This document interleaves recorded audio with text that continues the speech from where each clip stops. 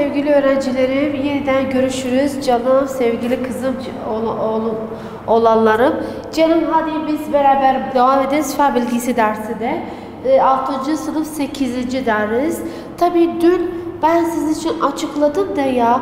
Geçen derslerde de anlatmıştım yavrum size. İşte dedik yeryüzünün değişimi vardır. Evet, değişir. Önceden dış güçlerini size anlattım. Dış güçleri nedir yavrum? Dedik hava erozyon yani aşımı, ondan sonra çökelme. Bunların hepsinin sebep oluşumunun tariflerini veya şeyleri hepsi size anlattım. Dedim size gelecek deriz. Ben size devam edelim şeylerim. Gelecek deriste de kızım, yavrum, oğlum, bizde kitabımızda iç güçler vardır. İç güçlerde belki dün yazdım da size volkanla deprem idi. İç güçler sizin için yazdım. Arkadaşlar, volkan ve deprem.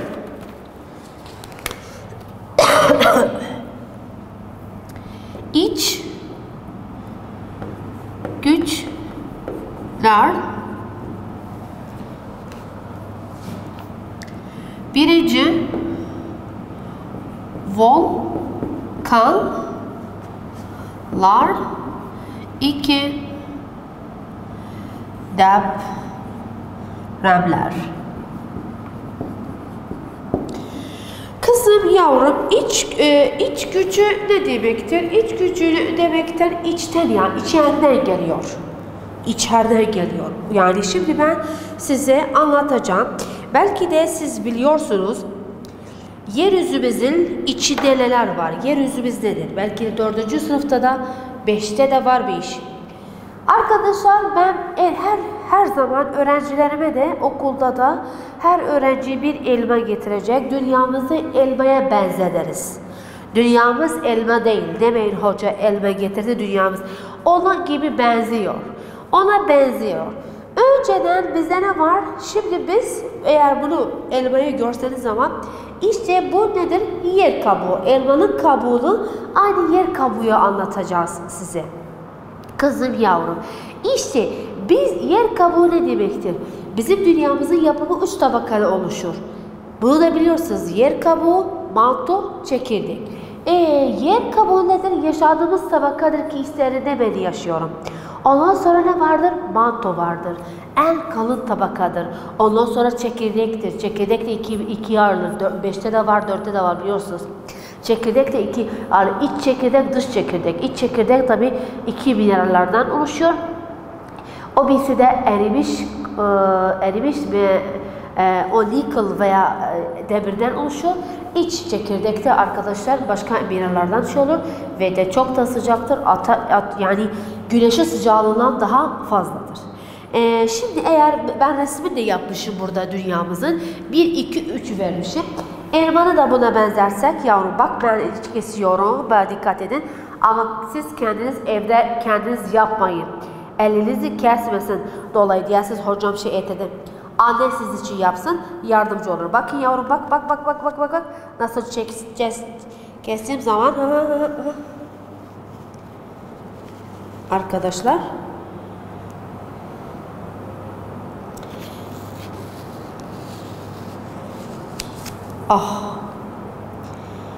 Arkadaşlar işte koparttık. Yani dünyayı kopartmaz ama ona benzer gibi size anlatacağım yavrum.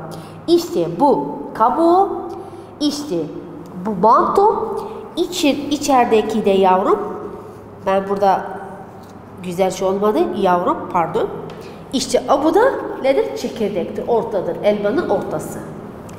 Umarım bunu her öğrenci anladı. Bakın yerine koyduğum zaman göstermiyor. Hadi kızım, yavrum, şimdi isterseniz not defterinizi hazırlayın. Benimle beraber bazı şeyleri yazacağım, size anlatacağım yavrum.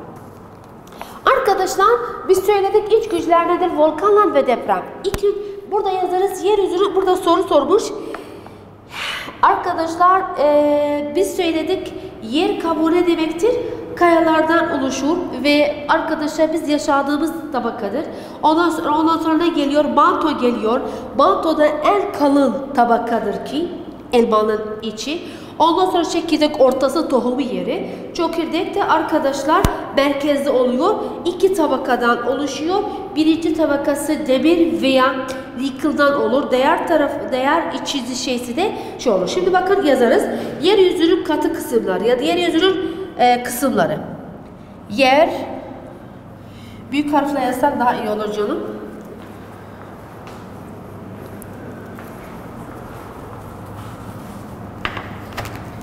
Hadi not defteriniz beraber. Yer,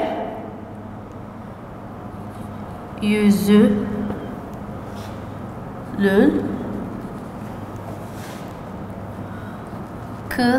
kısımları. Arkadaşlar belki de sorarsınız, kitapta da bunu vermiş sayfa 118'de. Hocam neden şöyle istiyoruz bunu? Neden bu kısımları alıyoruz? Çünkü istiyoruz, işimiz vardır. Anlamak lazım. Çünkü doğru ben söyledim, iç güçler, volkanlar, deprem. Arkadaşlar bunun oluşumu neyden gelir? İşte bu tabakalardan oluşur gelir. Onun için ben yeryüzü tabakalarını size anlatacağım. Hadi kızım yavrum beraber 1, 2, 3. Arkadaşlar ne kadar renkli kalem kullandığınız zaman o kadar güzel olur. Kitabımızda yani pardon defterimizde yazdığı zaman ya da sınav için ya da tekrarlamak için çok güzel olur. Önceden yer kabuğu. Yer kabuğu. İkinci nedir? Manto. Arkadaşlar ondan sonra çekirdek. Çekirdek. İşte budur. Bir, isterseniz bak içeriden gelirsiniz ya da dışarıdan gelirsiniz. Madem biz yer kabuğundan başladık, yaşadığımız yer burada daha iyidir. Burayı yazsak daha iyi olur canım. Hatta elmanı da size gösterdim. 1, 2, 3. Yer kabuğu burada yaşıyorum. Manto ikinci tabaka. Üçüncü tabakada ya üçüncü şey çekirdekti, merkezdir. Ama bunu anladınız mı? Şimdi arkadaşlar yer kabuğu hareketleri. Yer kabuğu ne demek? Tabi 5. sınıfta da bu konu vardır. Belki de almışsınız ya da alacaksınız. Bizde var. Orada biz şeyler aldık. Levhalar aldık. Orada plakalar aldık. Plaka orada söylenir. 5. sınıfta plakalar alırız inşallah. Gelecek derste size vereceğim yavrum. Ama şimdi burada ne söylüyor? Biz de levha alıyoruz. Bu şeyi sözcük alıyoruz. Bak ne söylüyor? Yer kabuğu tek bir kaya parçasından değildir. Şimdi bu yer kabuğu sen görüyorsun ya, biz yaşadığımız yer. İşte ne vardır? Arkadaşlar dağ vardır, vadi vardır, ova vardır, işte deniz vardır, okyanus vardır. Yani bunlar bir parça değil kızım yavrum. Anlıyorsun diye söylüyorum. Bir parça değildir. Bu neden oluşuyor? Arkadaşlar levhalardan oluşuyor. Levhalar ne demektir? Söylüyor yer kabuğunun ve mantonun üst kayalarından bir kütlesidir. Kitabın sonunda da var levha ne demektir tarifi. Arkadaşlar levha ne demek? Söylüyor bize yer kabuğu bir parça değil. Neden oluşuyor? O zaman levhalardan oluşuyor. Levha nedir? Söylüyor yer kabuğuyla ve mantonun üst tabakasına ne deriz? Levhalar denir. Bunu yazarız. Not defterimizde yazarız canım. Levha.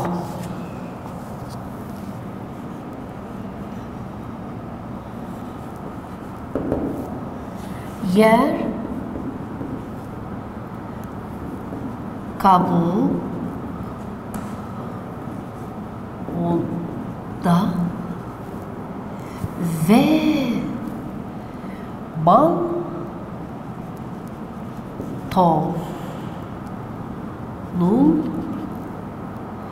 üst kaya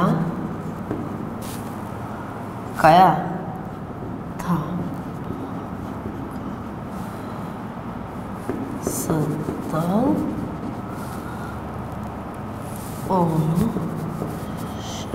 oluşan katı Lafha, kütledir pardon. Kütlelerdir.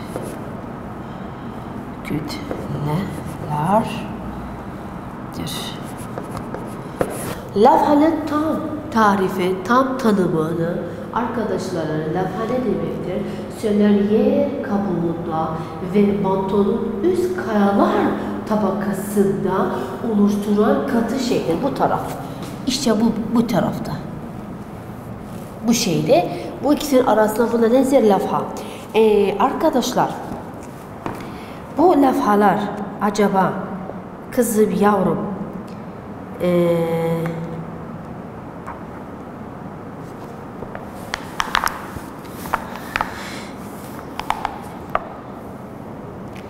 acaba bu lafhalar hareket eder? Evet, hareket eder.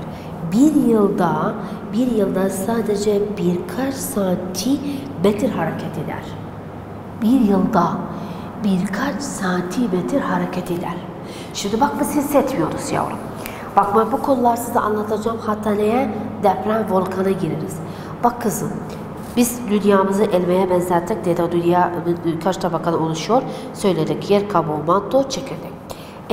Söylüyor, bizim dünyamız, bizim yer kabuğumuz bir parça değildir. Ama parça parçadan olur. Olur, biz yer parça olmaz. Ve ismi verdik lafhalar.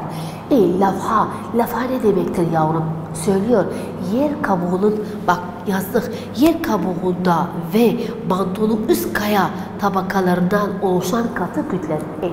Acaba bunlar tabi hareket eder. Yılda kaç?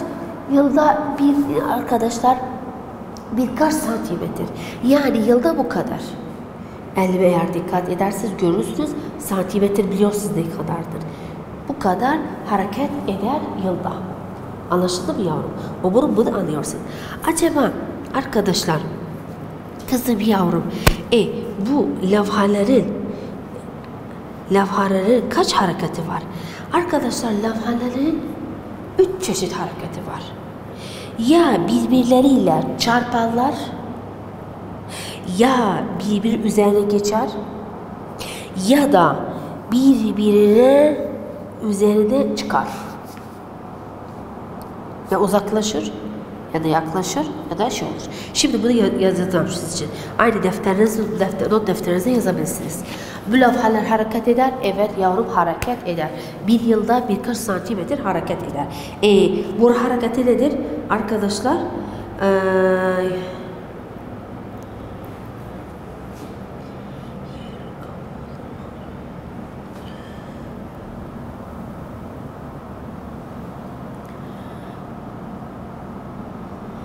Levhaların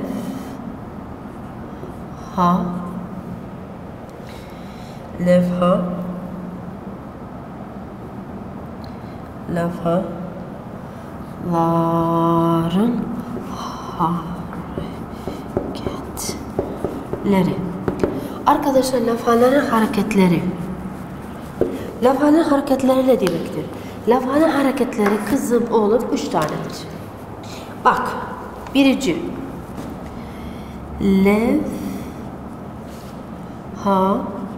Levhalar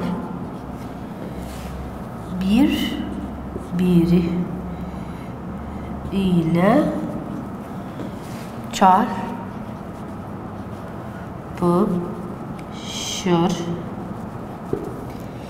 ya da levhalar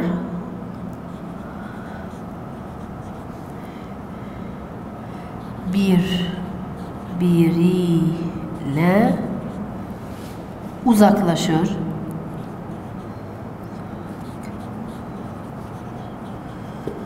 arkadaşlar, ya da üçüncü, bazı levhalar da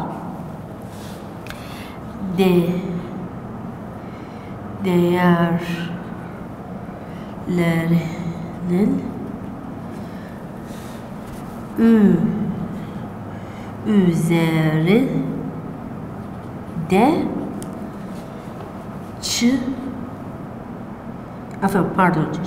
geçer. Kızım, yavrum, canım. Biz söyledik, ne meyvesi kızım, olanların da erkekler de yavrum. Sevgili öğrencilerim genelde. Ay yavrum, kızım, oğlum. Biz levhalar bildik ne demektir? Levhalar hareket eder. Evet yavrum, hareket eder. Canım, bu levhalar nasıl hareket eder? 3 çeşit hareketi vardır. Ya birbirleriyle çarpışır, yani yaklaşır, ya da birbirlerinden uzaklaşır, ya da bazıları ne olur arkadaşlar, değerin üzerine çıkar. Bu levhalar hareketleridir. Bak söyle arkadaşlar, size anlattım veya umarım bunu herkes bunu anladı. Arkadaşlar bize aynı yavrum, bu tabi hepsidedir, sayfa 120'de 119'da var, bunlar açıkladım kitapta. Şimdi arkadaşlar sayfa 118 119. Şimdi yavrum gideriz sayfa 120'ye. Bak ne söylüyor, dağların oluşumu. Bu dağlar nasıl oldu? Evet, dağlar siz belki de görmüşsünüz. Şaklava'da veya yukarıya çıkarken Sefi Dağımız vardı Şaklava'da. Ondan yukarıya çıkmak, tabii yüksek dağlarımız var kuzeyde. Bizim Kurdistan bir şeyimizde, Harim Kurdistan bölgesinde yüksek dağlarımız var. Bir onlardan yavrum Zagros Dağı. Belki de coğrafya dersinde almışsınız canım. Arkadaşlar belki de dağlar yeryüzünde ne demektir? En yüksek bir şekildir. Bunu 4. sınıfta da aldınız.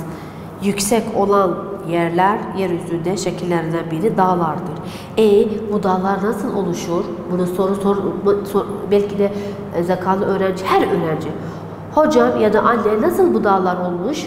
Nasıl? Tabii bu hepsi Tanrımız yaratmış.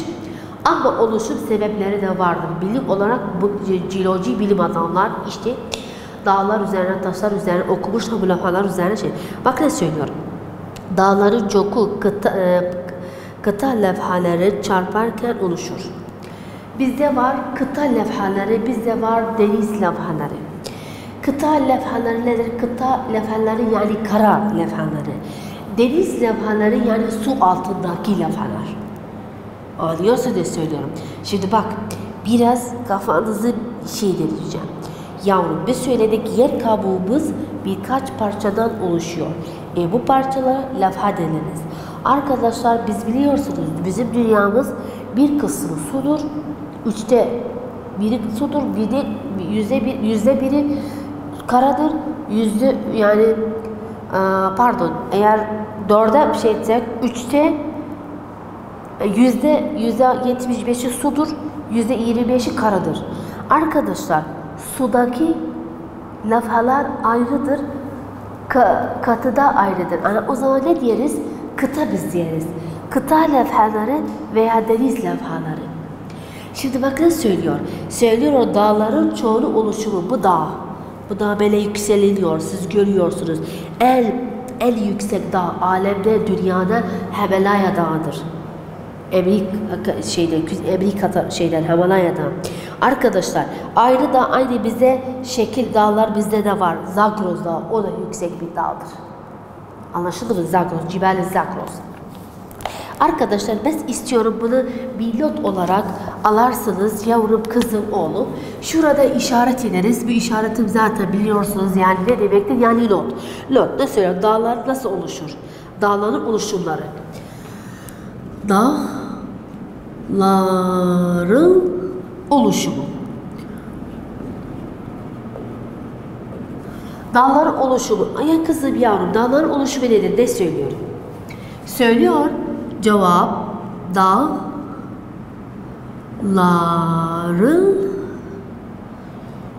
çoğu neden?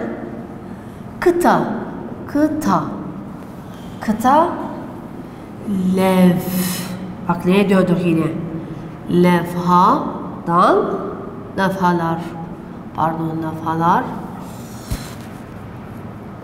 Kıta levhalar.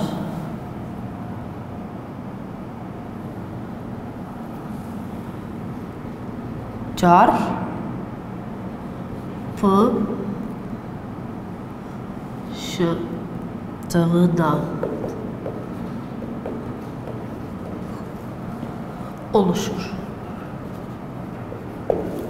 Bak, levhaların hareketi söyledik, levhalar birbirlerine çarpışır. Çarpışıldığı zaman ne olur arkadaşlar? Çarptı. Allah kimseye göstermesin, kaza olduğu zaman arkadaşlar iki şey çarparken birbirine. İşte bu levha iki araba birbirine çarptığı zaman Allah bizi korusun ya Rabbi, sizi de ya Rabbi canım. Şimdi yavrum söylüyor dağların oluşumu ne olur? Dağların çoğu kıta levhaları çarptığından oluşur, çarpıyor. Bu levhalar birbirlerine çarpıyor veya bu dağlar bizim için oluşuyor. Arkadaşlar işte bunu bilersiniz.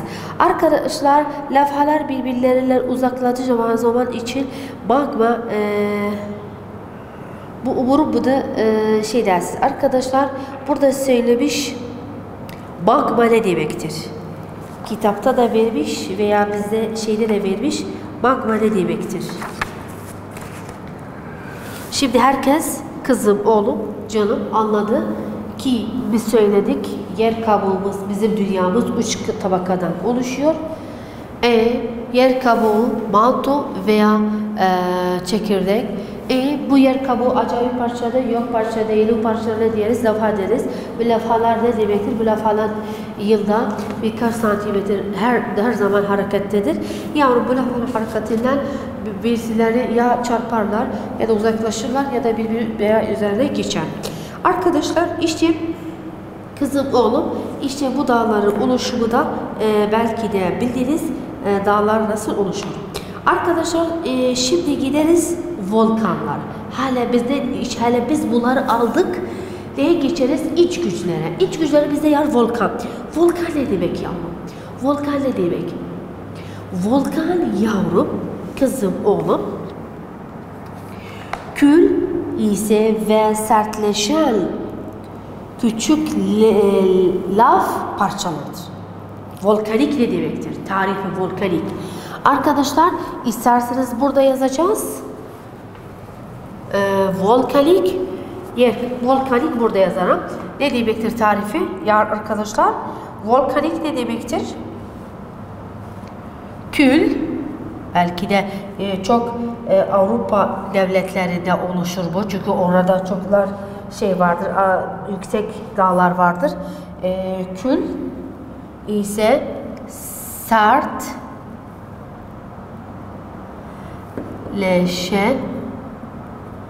sertleşen küçük ne? Küçük lav parçalardır.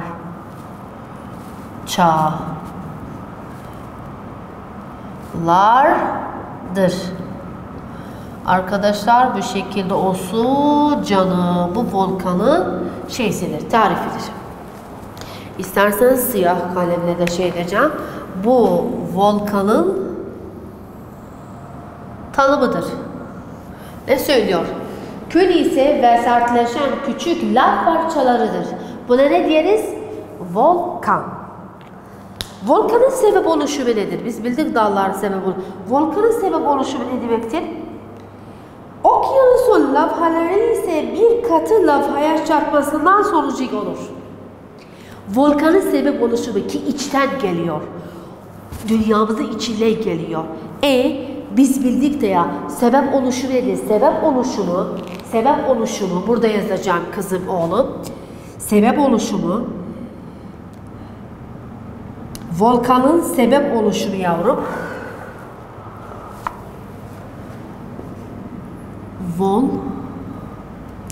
Siyahla yazılanlar iyi olur canım.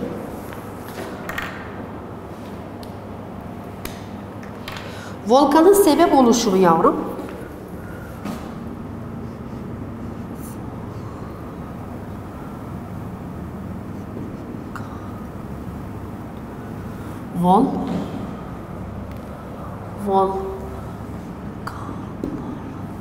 Volkanların oluşumu, yani oluşumu nasıl olur? Volkanın oluşumu, belki de soru işareti, burada da soru işareti. Cevap not olarak, bak burada da yüksek yazdım ki herkes bilsin. Ne yazarız? Ne yazarız? Söylüyor. Bir ok.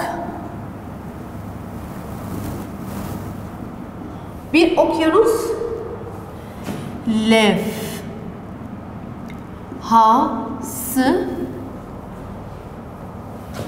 ile bir kıta.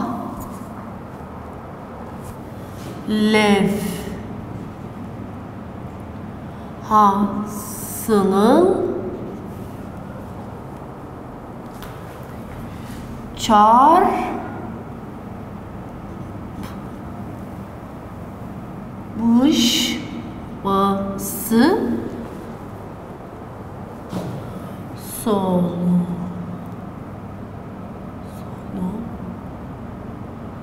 sonucunda oluşur. Kızım yavrum, bak burada söyledi dağ oluşumu dedi, dağların çoğu kıta levhaların çarpımında oluşur. Ama volkanın oluşumu ne demektir? Yavrum bir okyanusun levhası ile bir kıta levhasına çarpmasından sonucu oluşur. Anlaşıldı mı yavrum? İşte bu da volkanı da size anlattım. Kızım yavrum, kalacak deniz deprem edeceğim, size vereceğim. Tabi deprem de eğer isterseniz kısa bir şekildedir. Deprem ne demektir arkadaşlar? Deprem bu belirde. Deprem ne demektir? Yani yer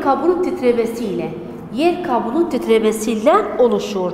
İki levha çarparken ya da birbirlerine geçmesiyle de oluşur. Bunu umurumda gelecek deriz anlatacağım. Kıta sürüklenmesiyle de anlatacağım. Ben sadece istiyorum son dakika tekrarlıyorum. Biz bildik de volkan nasıl oluşur veya yani bu içinden çıkan bu erimiş madde ne demektir? İşte bu dedik budur. Hangisidir?